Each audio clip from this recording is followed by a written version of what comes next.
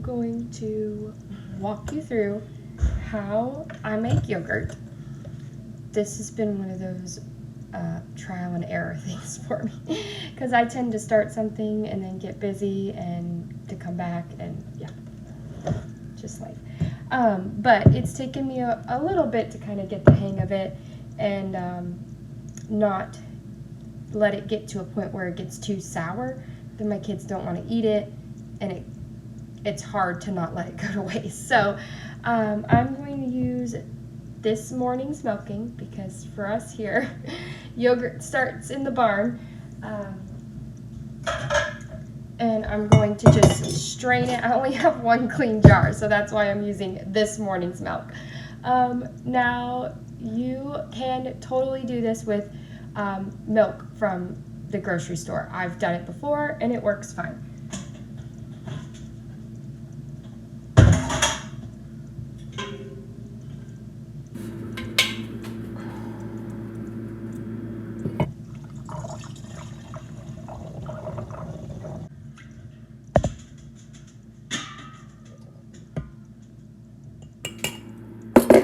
Now, normally, I would pull milk from the refrigerator and the cream will separate. It'll naturally rise up to the top. When you buy milk in the grocery store, it's been processed, so it doesn't do that. But natural milk in its natural state, the cream will naturally rise to the top.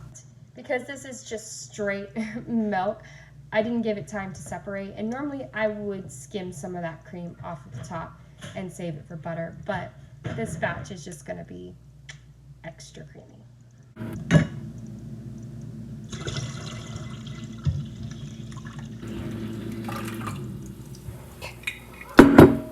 So I use my Instant Pot. I have done this on stovetop.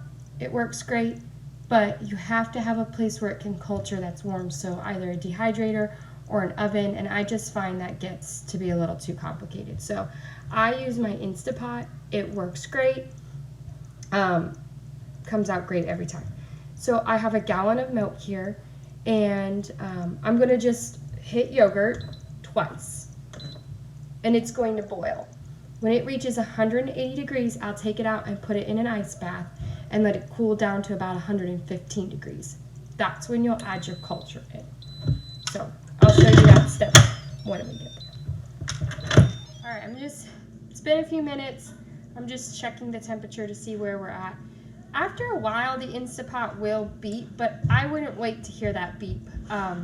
This milk was already warm, probably more on the side of room temperature, so it's not going to take as long to get to 180. We are at 140, so we're getting close.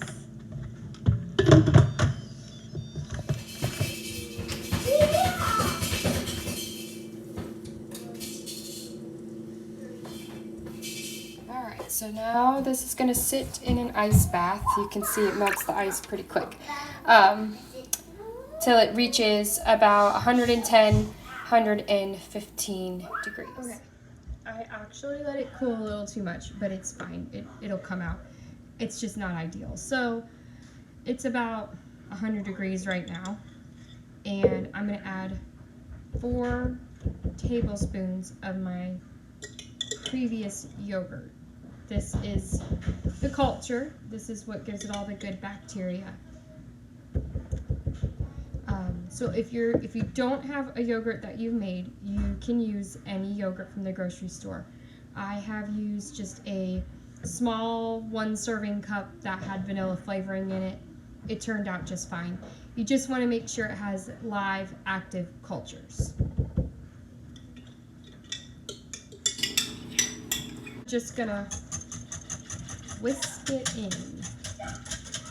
We're gonna let that culture, and I found that the 8-hour mark on the Instant Pot worked perfect. You just hit the yogurt button until you get the time you want. So it's on normal, 8 hours, and that's going to sit and do its thing. Okay, so it has been 8 hours. We're well into the evening here. This is what yogurt looks like now that it's done. It's not as thick as we want it to be. So I'm going to strain off some of the whey. Just a thin towel in a bowl. Although you could use a cheesecloth. I just don't have any.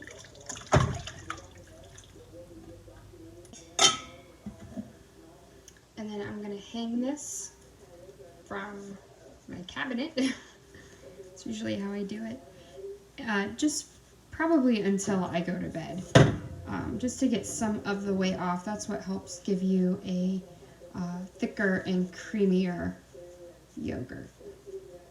Tea towel. That's what this is called. A tea towel.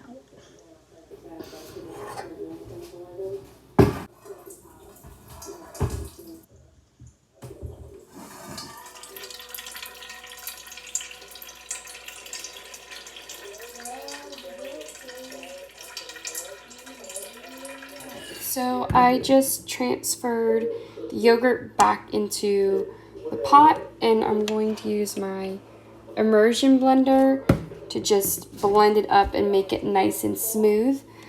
This is the cream. It's going to naturally separate. That's why it looks two different colors. If you use milk from the grocery store, you're not going to see that.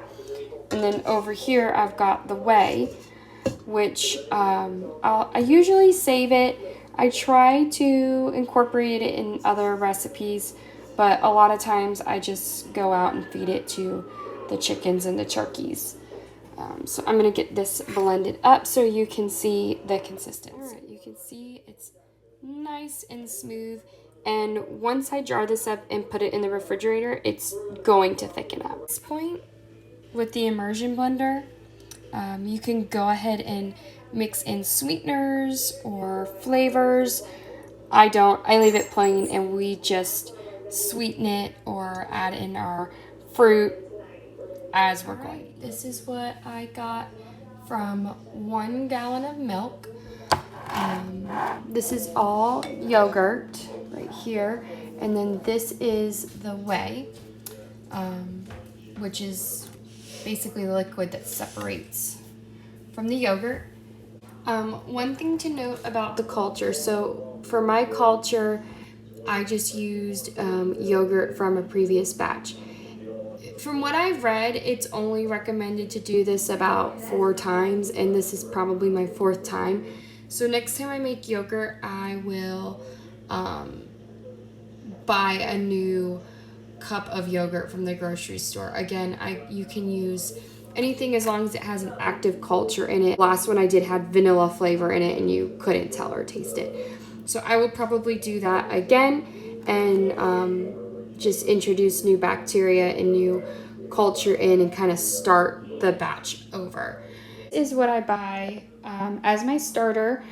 You can just read here that it has the live bacteria. But one thing to notice too, whatever consistency you buy is generally the consistency your yogurt's going to be. So this is just a regular smooth yogurt, which we like. If I wanted something thicker, I could pick up a Greek yogurt. So as a rule of thumb, whatever consistency your starter is, that's generally what your yogurt's going to turn out to be. Now you can strain it and it'll only get thicker from there, but just kind of keep that in mind as well. That's all you need. You don't need fancy kits or anything like that. Just get some yogurt from the grocery store and make it yourself. So I hope you found this little tutorial helpful and you're able to make your own yogurt. May the Lord bless and keep you. Until next time.